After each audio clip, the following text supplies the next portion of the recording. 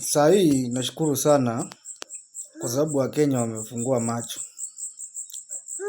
Niliongelea kuhusu hii story ya Raila. Nikasema Raila ni mtu kigeugeu na simpendi. Mpaka marafiki zangu wakanitukana wakasema Raila ako na pesa, wewe uko na nini? Kwani Raila mimi ananilishanga?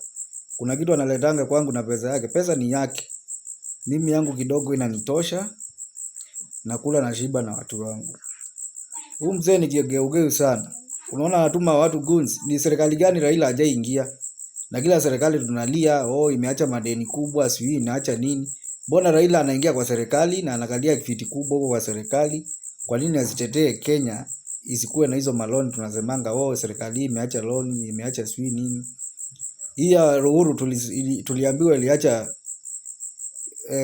ilikula pesa yote ikaacha hakuna kitu. Sasa ameingia ya Ruto ndio wakule wamalize. Nimefurahia sana kuona Wakenya wakiongelea kuhusu Raila ni mzee kigeugeu nini, ndio mmefunguka macho. Hapo nyuma nilikuwa nikiongea na tusiwa na watu. Huyo mzee hakuna vile atasaidia Wakenya. Na hakuna vile ataokoa Wakenya. Yeye anafaitia tumbo yake na ni tumbo yake na njaa zake peke yake.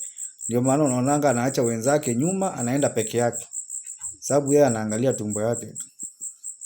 Watoto wa watu wanakufa, wanauliwa, lakini hakuna kitu yoyote anafanya. Anapiganisha watu, anaenda kwa street, watoto wanauliwa, watu wengine wanajinyonga huko Kisumu, lakini hakuna mtu anawasaidia. Sasa hii nashukuru Mungu sana umefungua Kenya macho.